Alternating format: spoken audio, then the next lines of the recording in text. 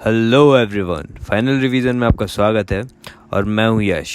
तो आधुनिक भारत के इतिहास के डिस्कशन की बात कर रहे थे हम, और अब तक हमने देख लिया था कि उदारवादी और उग्रवादी आंदोलन कैसे होते हैं।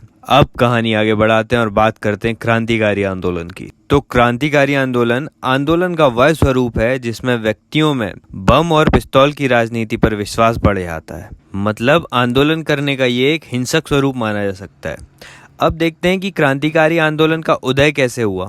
तो सबसे पहले चीज़ देखते हैं कि जो उदारवादी थे उनके जो भी कार्य थे वो इतने व्यवहारिक नहीं थे जिनके कारण कोई प्रभाव पड़ सके भारतीयों की समस्याओं पर।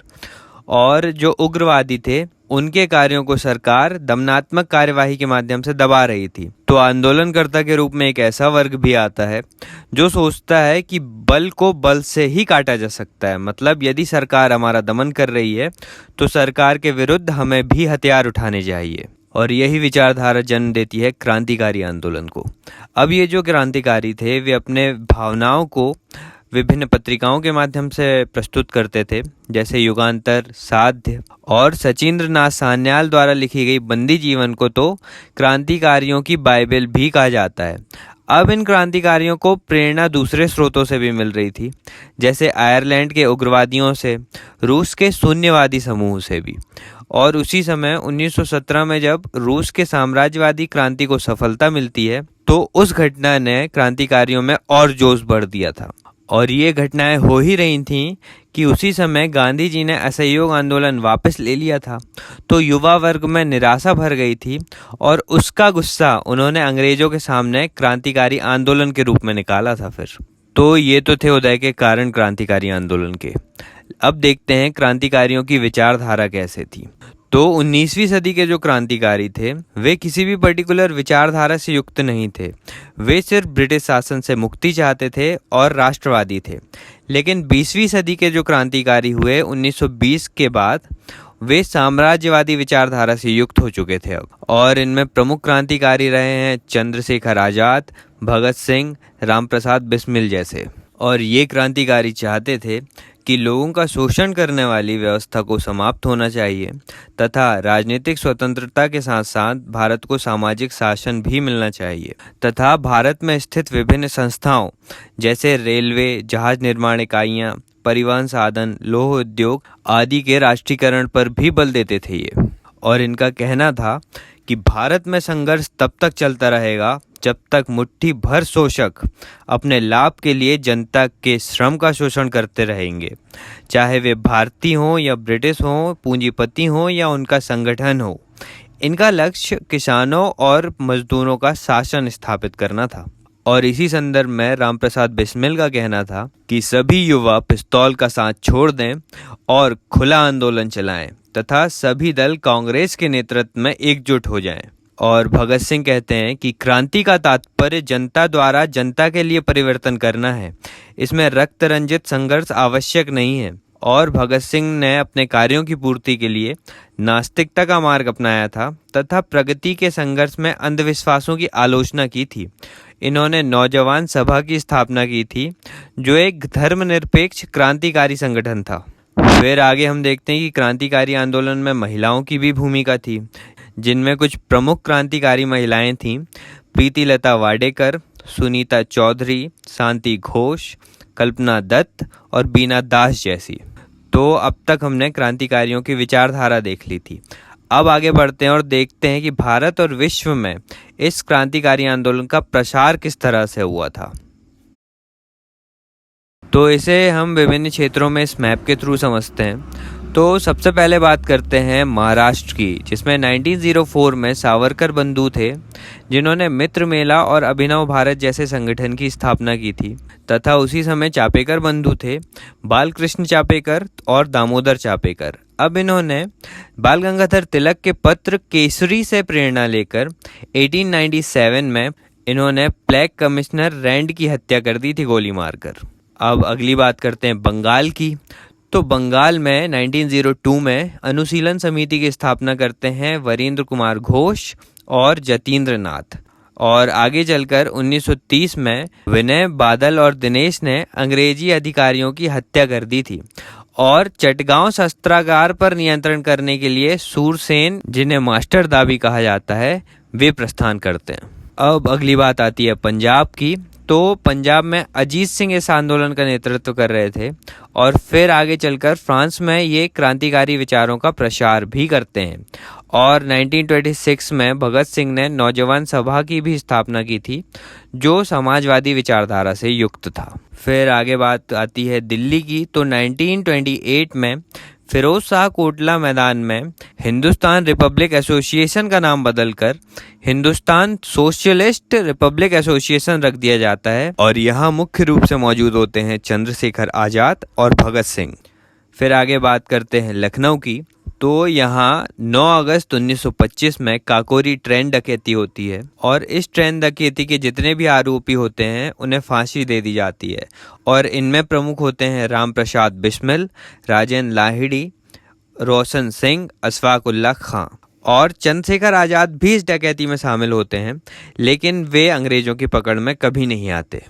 तो ये तो अब बात थी कि भारत में इस आंदोलन का प्रसार कैसा रहा। अब देखते हैं कि विदेशों में इस आंदोलन के तहत क्या गतिविधियां हुई। तो सबसे पहले बात करते हैं लंदन की, जहां श्यामजी कृष्ण वर्मा थे और इन्होंने इंडिया हाउस तथा 1905 में इंडिया होम रूल सोसाइटी की स्थापना की थी। इनका लक्ष्य था स्वराज प्राप्ति करना और इसके लिए ये समाजवादी नेता हीडमैन की सहायता ले रहे थे। इनका मुख्य लक्ष्य था कि भारतीयों को एकजुट करना है तथा भारतीयों के पक्ष में प्रचार भी करना है। अब आगे बात करते हैं कि श्यामजी कृष्ण वर्मा का जो इंडिया हाउस था उसे क्रांतिकारियों का प्रमुख केंद्र माना जाता था। इंडिया हाउस का प्रमुख कार्य विदेश में रह रहे क्रांतिकारियों को एकजुट करना था और श्यामजी कृष्ण वर्मा के बाद इसका कार्यभार संभालते हैं वीडी सावरकर, जिन्होंने एक बहुत फेमस बुक लिखी थी जिसका नाम है 1857 का संग्राम।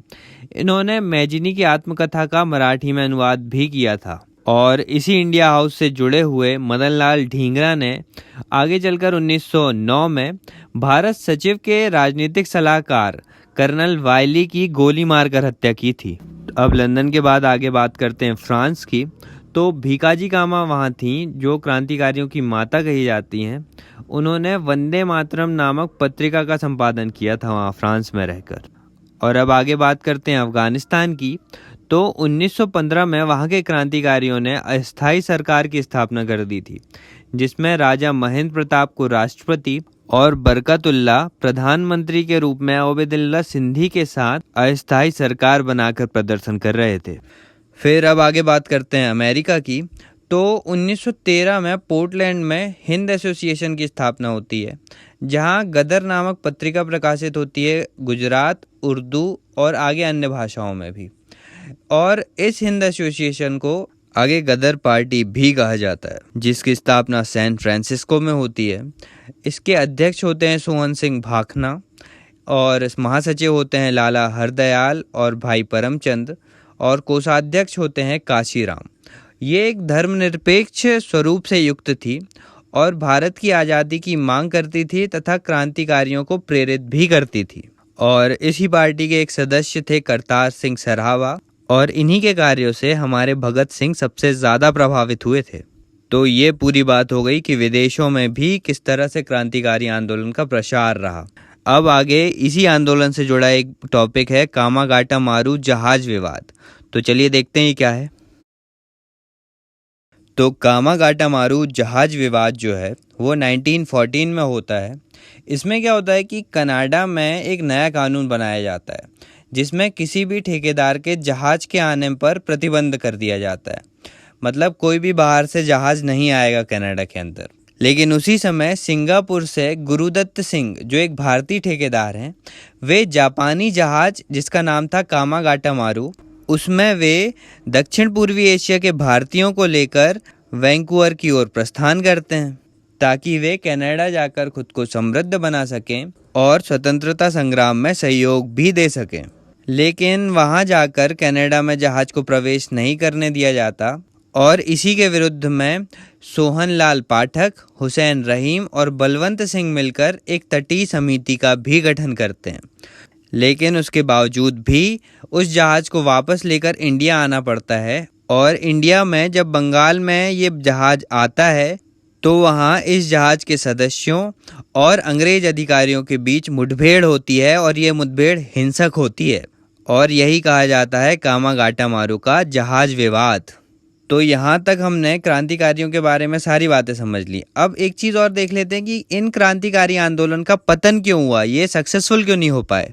तो पहली चीज़, जब ये गुप्त संगठन बनाते थे तो संगठनों के गुप्त होने के कारण इनकी पहुंच आम जनता तक नहीं हो पाती थी और सामाजिक आधार सीमित हो गया था इस आंदोलन का।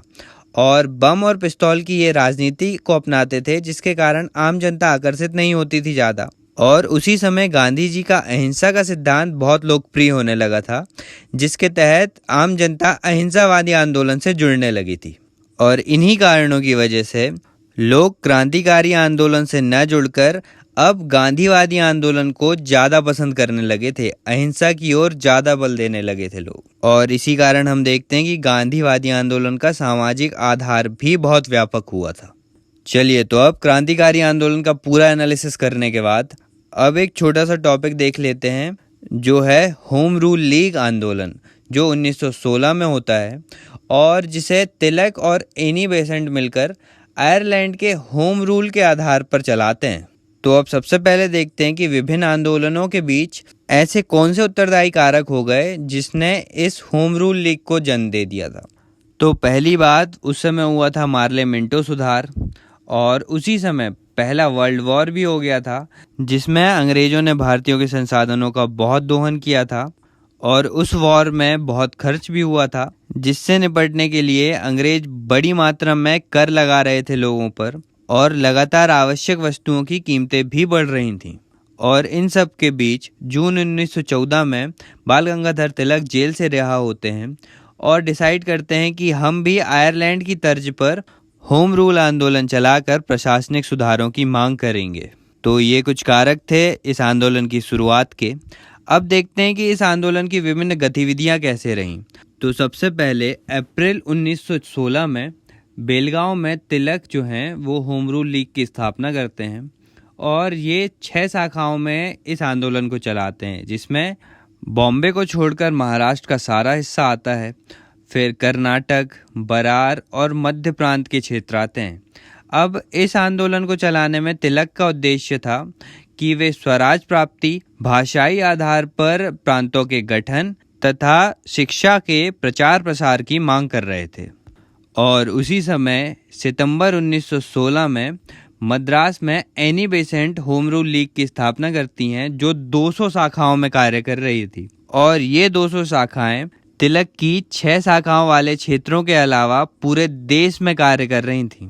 और इनके अध्यक्ष थे जॉर्ज अरुंडेल और इनका उद्देश्य था भारतीयों को स्वशासन के वास्तविक स्वरूप से परिचित कराना।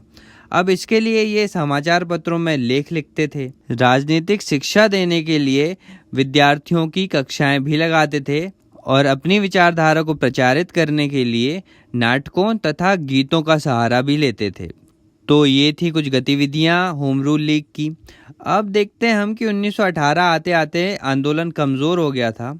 इसका कारण यह था कि अगस्त 1917 में भारत सचिव मॉन्टेग्यू ने घोषणा कर दी थी कि भारत को अब क्रमिक रूप में स्वशासन दिया जाएगा। और उसी समय एनी बेसेंट ने आंदोलन को स्थगित कर दिया और तिलक को 1918 में मुकदमे के सिलसिले में लंदन जाना पड़ा था। इसीलिए ये आंदोलन लगभग उस समय से समाप्त हो गया।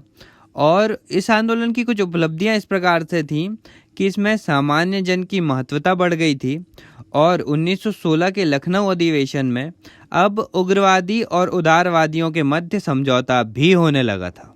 तो ये थी पूरी कहानी होम रूल लीग की। तो आज का वीडियो बस इतना ही। अब अगले वीडियो में हम गांधीवादी आंदोलन की शुरुआत करेंगे।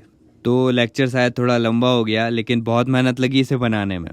तो यदि लेक्चर पसंद आया हो तो लाइक कर दीजिए और अभी भी चैनल को सब्सक्राइब नहीं किया है तो सब्सक्राइब कीजिए, क्योंकि अगला आंदोलन होने वाला है गांधीवादी आंदोलन, जिसमें गांधी जी की बहुत ब्रिलियंट स्ट्रेटजीज पढ़ेंगे हम।